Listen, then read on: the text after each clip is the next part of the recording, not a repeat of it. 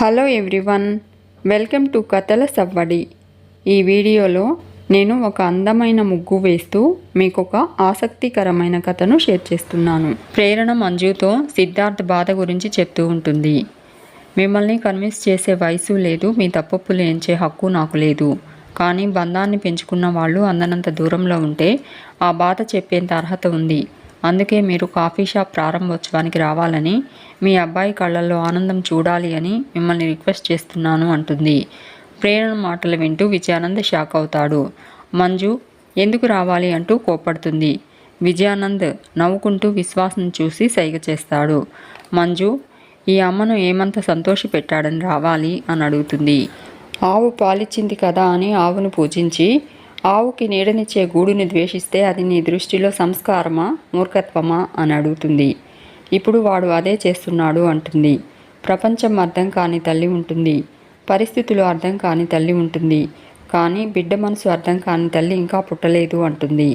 అయినా ఎప్పుడూ పిల్లల్ని కన్నవాళ్లే అర్థం చేసుకోవాలా? తల్లి మనసుని, తన పరిస్థితిని పిల్లలు అర్థం చేసుకోకూడదా అని అడుగుతుంది. వాడు చేసుకోలేదు అంటూ, నేను మెచ్చింది చేయమన్నాను, వాడికి నచ్చింది చేస్తా అన్నాడు. బంగ్లాలో బతకమన్నాను, వీధుల్లోకి వెళ్తా అన్నాడు. ద్వేషాన్ని వదిలేయమన్నాను, ఇంటినే వదిలేశాడు అని మంజు కోపడుతూ ఉంటే విజయానంద్ హ్యాపీగా దేవుడికి నమస్కారం చేసుకుంటాడు. మంజు నేను చెప్పింది వాడు వినలేదు, అలాంటప్పుడు వాడి బాధను నేనెందుకు భరించాలి అని మంజు అంటూ ఉంటే ప్రేరణ మీరు అమ్మ కాబట్టి అంటుంది. ఈ ప్రపంచంలో ఎవరికీ దేనికి లేని గౌరవం, విలువ ఆ ఒక్క మాటకే ఉంది కాబట్టి అంటుంది. ఒక అన్న తమ్ముడు విషయంలో, తమ్ముడు అన్న విషయంలో, అక్క చెల్లి పట్ల, చెల్లి అక్క పట్ల, చివరికి కొడుకు తల్లి విషయంలో అతి సులువుగా వాడే మాట భరించలేను. కానీ ఆ మాటకు అర్థమే తెలియకుండా బ్రతుకంతా భరిస్తూనే బిడ్డల్ని భరించే ఏకైక వ్యక్తి మేడం అమ్మ. అంతటి అమ్మ స్థానంలో ఉన్న మీరు ఆ మాటను గుండెల్లో నుంచి అన్నారని నేను అనుకోను. పోనీ మీరు చెప్పినట్టు మీ అబ్బాయి మీ మాట వినలేదని, మీ మాటకు విలువ ఇవ్వలేదని అలా మాట్లాడుతున్నారనుకుందామనుకుంటే అమ్మకు ఆ హానికి ఆకాశానికి భూమికి ఉన్నంత దూరం ఉంటుందని నేను మీకు చెప్పక్కర్లేదు. కాబట్టి మీరు సిద్ధు విషయంలో ఇగోకు వెళ్ళే అవకాశమే లేదు. మీ కోపం సిద్ధు మీద కాదు, తన ఆలోచనల మీద. మీ బాధ సిద్ధుకి ప్రేమ లేదని కాదు, మీ ఆలోచనలకు దగ్గరగా లేడని. అంతే కదా మేడం అని అడుగుతుంది. కాలం, మనిషి ఆలోచన మారకుండా ఉండవు మేడం, మారుతూ ఉంటాయి. కానీ అమ్మ ప్రేమ శాశ్వతం, అది మారే అవకాశం లేదు అని ప్రేరణ అంటూ ఉంటే విజయానంద్ కంగారు పడుతూ ఉంటాడు. ప్రేరణ మీ ప్రేమ కూడా మారేది కాదని నేను నమ్ముతున్నాను. ఆ నమ్మకమే మీకుంటే కాఫీ షాప్ ఓపెనింగ్కి మీరొస్తారు, మీ అబ్బాయిని ఆశీర్వదిస్తారు. సిద్ధు రేపేంటో ఎవరూ చెప్పలేరు, కానీ మారతాడనే నమ్మకం అమ్మగా మీకు మాత్రమే ఉండాలి. ఆ నమ్మకాన్ని సిద్ధు గుర్తిస్తాడని నమ్మి మీరు రండి. మీ నమ్మకం నిజమయ్యే రోజు తప్పకుండా వస్తుంది అని చెప్పి వస్తాను మేడం అంటూ ప్రేరణ వెళ్ళిపోతుంది. సాహితి అమ్మ అన్నయ్య బాధపడుతూ ఉంటాడు, మనం కూడా వెళ్దామమ్మా ప్లీజ్ అమ్మా అని అడుగుతూ ఉంటుంది. విజయానంద్ మంజు దగ్గరికి వెళ్ళి అవును మంజు నువ్వు వెళ్ళాలి, ఆ అమ్మాయి చెప్పిన దాంట్లో తప్పేముంది అంటాడు. నమ్మకమే కదా జీవితం, వాడికి నా మీద కోపం ఉంది అందుకే పిలవలేదు, కానీ నీ మీద ప్రేమ ఉంది కదా, ఆ ప్రేమను ఎందుకు దూరం చేసుకోవాలి? కాకపోతే నువ్వు అక్కడికి వెళ్తే సిద్ధు వాళ్ళ నాన్న ఎందుకు రాలేదని ఎవరైనా అడిగితే నువ్వు బాధపడకూడదు అని విజయానంద్ అంటూ ఉంటే విశ్వాస్ పెట్టాడుగా ఫిట్టింగ్ అని అనుకుంటాడు.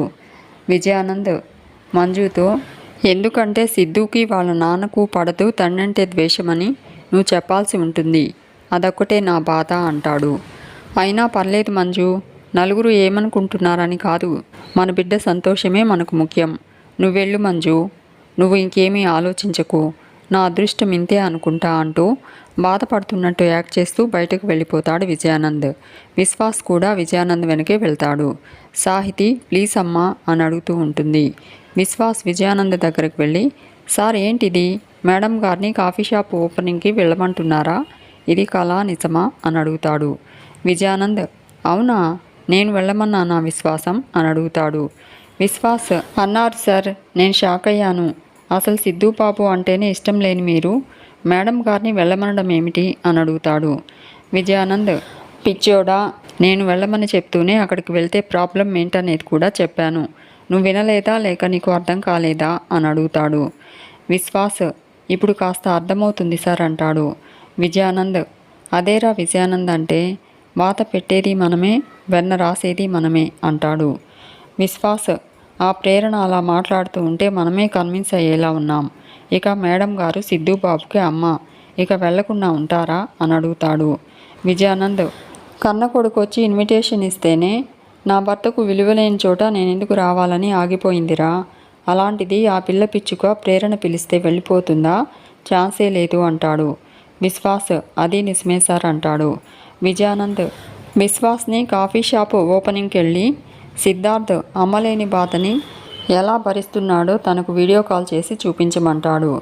విశ్వాస్ అలాగే సార్ అని చెప్పి శాడిజం మామూలుగా లేదు అనుకుంటూ ఉంటే విజయానంద్ వినపడింది అంటాడు. విశ్వాస్ కంగారుగా వెళ్తున్నాను సార్ అని చెప్పి వెళ్ళిపోతాడు. ఇక రంజిత్ స్కూటీని డ్రైవ్ చేస్తూ ఉంటే ఐశ్వర్య వెనక్కి తిరిగి కూర్చుని వస్తూ ఉంటుంది. రంజిత్ ఐశ్వర్యతో కంఫర్ట్గా ఉందా అని అడిగి, కారులో వెళ్దామంటే లేట్ అవుతుంది, బైక్ పైన వెళ్దామన్నావు అంటాడు. ఐశ్వర్య, అవును బైక్ మీద వెళ్దామన్నాను, కానీ నన్ను ఇలా కూర్చోపెట్టమని కాదు, అయినా నన్ను ఎందుకు ఇలా కూర్చోపెట్టారు అని అడుగుతుంది. రంజిత్ పనిష్మెంట్ అంటాడు. ఐశ్వర్య, దేనికి మహాప్రభు అంటుంది. రంజిత్, ఉప్మాలో ఉప్పు తక్కువ వేశావు అందుకు అంటాడు. ఐశ్వర్య దుర్మార్గుడా అని తిట్టుకుంటూ, ఉప్పు తక్కువైతే కొంచెం వెయ్యి అని అడగాలి కానీ ఇలాంటి పనిష్మెంట్స్ ఇస్తారా ఎవరైనా అని అడుగుతుంది. రంజిత్, నేను ఇస్తాను అని చెప్పి ఇంకో రీజన్ కూడా ఉంది అంటాడు. నాకు ఇన్విటేషన్ ఇచ్చానని మీ అమ్మ వాళ్లకు అబద్ధం చెప్పినందుకు అంటాడు. ఐశ్వర్య, అంటే మీకు గుర్తుందా అని అడుగుతుంది. రంజిత్, అంటే నువ్వు ఇన్విటేషన్ ఇవ్వలేదు కదా అని అడుగుతాడు. ఐశ్వర్య ఇరిటేట్ అవుతూ, అయ్యో రామా ఇదేం కర్మరా భగవంతుడా అని అనుకుంటూ ఉంటుంది.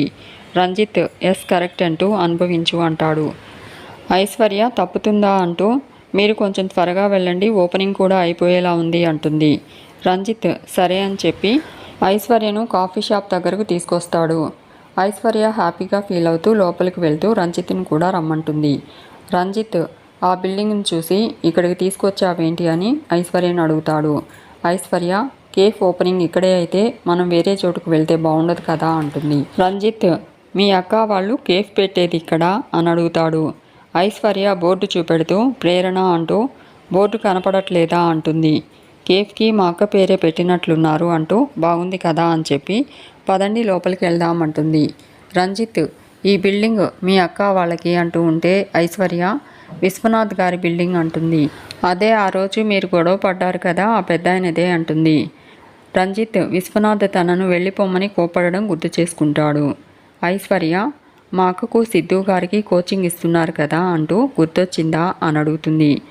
కేఫ్ పెట్టుకోమని ప్లేస్ కూడా ఇచ్చారంట అని చెప్తుంది. రంజిత్, అది కాదు ఆయన అంటూ చెప్పబోతూ ఉంటే ఐశ్వర్య, ఏంటి మీ ఎంక్వైరీలు, అసలే మీ వల్ల లేట్ అయింది, రండి త్వరగా అని చెప్పి ఐశ్వర్య ఇందిర దగ్గరకు వస్తుంది.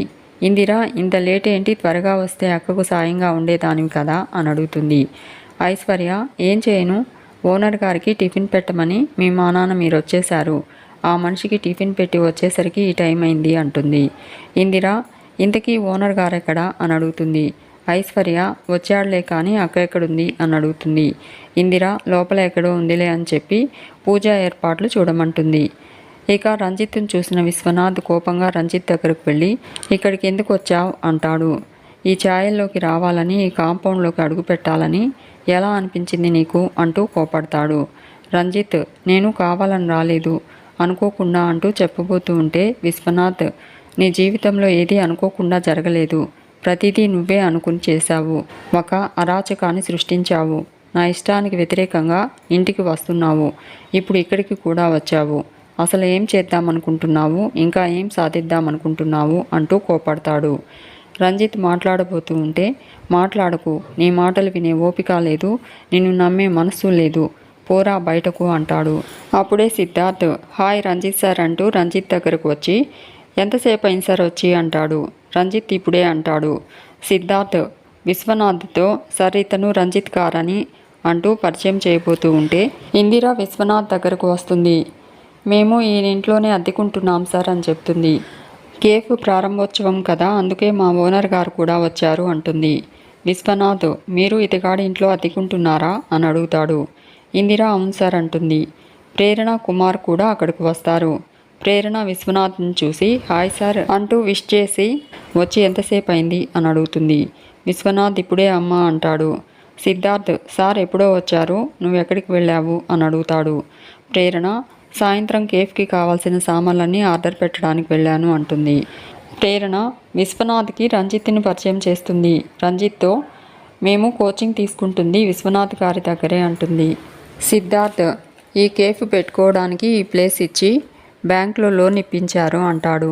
పంతులు గారు ముహూర్తం దగ్గర పడుతుందని పిలవడంతో అందరూ పూజ దగ్గరకు వస్తారు. రంజిత్ విశ్వనాథ్కి సారీ చెప్పి ఇక్కడ మీరుంటారనుకోలేదు అంటాడు. విశ్వనాథ్ నీ విషయంలో సారీ అనే మాటకు విలువ ఎప్పుడో చచ్చిపోయింది. నువ్వు ఇక్కడికి తెలిసి వచ్చినా తెలియక వచ్చినా నువ్వు నిలబడ్డ స్థానంలో నీ కంటి ముందు నేను ఒక క్షణం కూడా ఉండను అంటూ విశ్వనాథ్ కోపంగా వెళ్ళబోతూ ఉంటాడు. అప్పుడే ఐశ్వర్య కూడా చూస్తుంది. రంజిత్ విశ్వనాథ్ని ఆపి మీరు వెళ్ళాల్సిన అవసరం లేదు, మిమ్మల్ని ఇబ్బంది పెట్టాలనే ఉద్దేశమూ లేదు, నేనే వెళ్ళిపోతాను అని చెప్పి రంజిత్ వెళ్ళిపోతూ ఉంటాడు. ఐశ్వర్య రంజిత్ని చూసి ఏంటో అనుకుంటూ పూజ దగ్గరకు వస్తుంది. విశ్వనాథ్ కూడా పూజ దగ్గరకు వస్తాడు.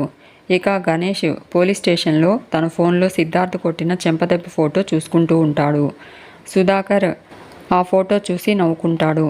ఇంకా ఎన్ని రోజులు సార్ అదే ఫోటో చూస్తూ బాధపడతారు, నా గుండె తరుక్కుపోతుంది సార్ అని గణేష్ని అడుగుతాడు. గణేష్ నా గురించి నువ్వు అంతలా బాధపడుతూ ఉంటే నాకు కూడా బాధేస్తుంది సుధా అంటాడు. సుధాకర్ నా బాధ మీ గురించి కాక ఇంకెవరి గురించి ఉంటుంది సార్ అంటాడు. వాడెవడో కానీ చాలా స్ట్రాంగ్గా చెంప మీద దెబ్బేశాడు సార్ అంటూ వాడి చెయ్యి బ్రాండెడ్ అయి ఉంటుంది అంటాడు. గణేష్ అంత కరెక్ట్గా ఎలా చెప్తున్నావు సుధా అని అడుగుతాడు. సుధాకర్ తెలిసిపోతుంది కదా సార్ అంటాడు. ఆ చెంప మీద మరకపోయినట్టు లేదు, మీరు మర్చిపోయినట్టు లేదు అంటాడు. గణేష్ మర్చిపోకూడదనే కదా సుధా ఫోటో తీయించుకున్నాను అంటాడు. సుధా పోనీ పెయిన్ కిల్లర్ ఇవ్వమంటారా సార్ అని అంటూ ఉంటే గణేష్ సీరియస్గా చూస్తాడు. సుధాకర్ మీరు ఆ నొప్పి పోతే అన్న ప్రశాంతంగా ఉంటారని సార్, నేను ఏం చేసినా మీకోసమే కదా అంటాడు. గణేష్ గుండెను బాగా పిండేశావు సుధా, నొప్పితో పాటు నిన్ను కూడా మర్చిపోను అంటాడు. సుధాకర్ నేనేం చేశాను సార్ అంటాడు. గణేష్ నవ్వుతూ నీ రుణం తీర్చుకుంటానంటున్నాను సుధా, నువ్వు కంగారు పడతావేంటి అంటూ సుధాకర్ని దగ్గరికి రమ్మని చెప్పి సుధాకర్ని కొట్టబోతూ ఉంటాడు. ఇంతలో కానిస్టేబుల్ రావడంతో సుధాకర్ కానిస్టేబుల్ని లోపలికి పిలుస్తాడు. కానిస్టేబుల్ గణేష్కి బ్లూ ప్రింట్ ఇచ్చి ఆ బ్లూ ప్రింట్ గురించి చెప్తూ 2 గేట్లు 3 ఫ్లోర్లు 4 గదులు చుట్టూ కాంపౌండ్ వాల్ సార్ అని చెప్తాడు. గణేష్ ఆ కానిస్టేబుల్ని వెళ్ళమంటాడు. గణేష్ సుధాకర్తో ప్రేరణ సిద్ధార్థుల కేఫ్కి సంబంధించిన మ్యాప్ ఇది అని చెప్పడంతో సుధాకర్ కంగారు పడుతూ కొంపతీసి ఆ కేఫ్ని ఏమైనా చేయబోతున్నారా ఏంటి అని అడుగుతాడు. గణేష్ ఊరుకో సుధా నీకన్నీ అనుమానాలే అంటూ అయినా నీకెందుకు వచ్చిందా డౌటు అని అడుగుతాడు. సుధాకర్ మీరేదైనా ఫిక్స్ అయితే బ్లైండ్గా వెళ్ళిపోతారు కదా, అందుకే అడుగుతున్నాను సార్ అంటాడు. గణేష్ దేనికైనా ఒక లిమిట్ ఉంటుంది సుధా, ఊరికే వాళ్ళను డిస్టర్బ్ చేయకూడదు అంటాడు. సుధాకర్ గణేష్ మాటలు విని అమ్మయ్య అనుకుంటాడు. గణేష్ చూడు సుధా లైఫ్లో ఇంపార్టెంట్ మాట చెప్తాను, ఎదుటి వాళ్ళను బ్రతకనివ్వాలి, మనము బ్రతకాలని ఎక్కడో చదివాను అంటూ ఉంటే సుధాకర్ అంతే సార్, ఎదుటి వాళ్ళను ఎదగనివ్వాలి, అది కరెక్టే సార్ అని చెప్పి కానీ నేనైతే భయపడ్డాను సార్ అంటాడు. గణేష్ పెద్దగా నవ్వుతూ దేనికి సుధా భయము, నేను రాక్షసుడిలా కనిపిస్తున్నానా అని అడుగుతాడు. సుధాకర్ అదే సార్ వాళ్ళు కాఫీ షాప్ ఓపెన్ చేస్తున్నారు కదా, మీరెక్కడ క్లోజ్ చేయిస్తారేమో అని అంటాడు. గణేష్ సుధా వాళ్ళు కొత్తగా బిజినెస్ స్టార్ట్ చేస్తున్నారు, ఇప్పుడే కదా ఎదగడానికి ప్రయత్నిస్తున్నారు, ఎదగనివ్వాలి, కుదిరితే ఆశీర్వదిస్తాను, లేదంటే నా పాటికి సైలెంట్గా ఉంటాను, అంతేకాని ఎందుకు క్లోజ్ చేస్తాను సుధా అని అడుగుతాడు గణేష్. సుధాకర్ నిజమేనా సార్ అని అడుగుతాడు. గణేష్ నేను నిజమే చెప్తాను సుధా అంటూ సరే కానీ నువ్వు వెళ్ళి ఆ కేఫే ఓపెనింగ్ ఎలా జరుగుతుందో చూసొచ్చి నాకు చెప్పు అంటాడు. సుధాకర్ ఎందుకు సార్ అని అడుగుతాడు. గణేష్ పక్క వాళ్ళు ఎదుగుతూ ఉంటే వాళ్ళని చూసి ఆనందపడతానయ్యా అంటూ నేను ఆనందపడకూడదా ఏంటి అని చెప్పి వెళ్ళి కేఫే ఓపెనింగ్ ఎలా జరుగుతుందో చూసొచ్చి నాకు చెప్పు అంటాడు. సుధాకర్ బ్లూ ప్రింట్ తీసుకోబోతూ ఉంటే ఇదొద్దు అంటూ నువ్వు వెళ్ళు అంటాడు. సుధాకర్ అలాగే సార్ అని చెప్పి వెళ్ళిపోతాడు. ఇక కాఫీ షాప్ దగ్గర పంతులు గారు ప్రేరణతో మీ తరపు పెద్దవాళ్లతో కొబ్బరికాయ కొట్టించమ్మా అంటాడు. ప్రేరణ ఇందిరను కొబ్బరికాయ కొట్టమంటుంది. ఇందిర విశ్వనాథ్తో పిల్లలకి చక్కని దారి చూపించిన వాళ్ళు, ఎంతో ప్రోత్సహించిన వాళ్ళు, ముందు మీరు కొట్టండి సార్ అంటుంది. విశ్వనాథ్ పర్వాలేదమ్మా మీరు కొట్టండి అంటాడు. ప్రేరణ మా అమ్మ చెప్పింది నిజమే సార్ అంటూ ముందు మీరే కొబ్బరికాయ కొట్టండి అంటుంది. విశ్వనాథ్ కొబ్బరికాయ కొడతాడు. ఇందిర కూడా కొబ్బరికాయ కొడుతుంది. సిద్ధార్థ్ డల్గా ఉంటాడు. పంతులు గారు సిద్ధార్థ్తో బాబు ఇద్దరు భాగస్వాములుగా వ్యాపారం ప్రారంభిస్తున్నారు. అమ్మాయి తరపున వాళ్ళ అమ్మగారు కొబ్బరికాయ కొట్టారు. మీ తరపున కూడా ఎవరైనా ఉంటే పిలవండి. వాళ్ళు కొబ్బరికాయ కొడితే చాలా మంచిది అంటాడు. ప్రేరణతో పాటు అందరూ సిద్ధార్థ్ వైపు చూస్తూ ఉంటారు. సిద్ధార్థ్ దిగులుగా ప్రస్తుతానికి ఎవరూ లేరు పంతులు గారు అంటాడు. అప్పుడే మంజు నేనున్నాను పంతులు గారు అంటుంది. సిద్ధార్థ్ మంజు సాహితీని చూసి హ్యాపీగా ఫీల్ అవుతాడు. ప్రేరణ కూడా హ్యాపీగా చూస్తూ ఉంటుంది. మీకు ఈ వీడియో నచ్చితే లైక్ చేయండి, షేర్ చేయండి, తప్పకుండా సబ్స్క్రైబ్ చేసుకోండి. Thanks for watching.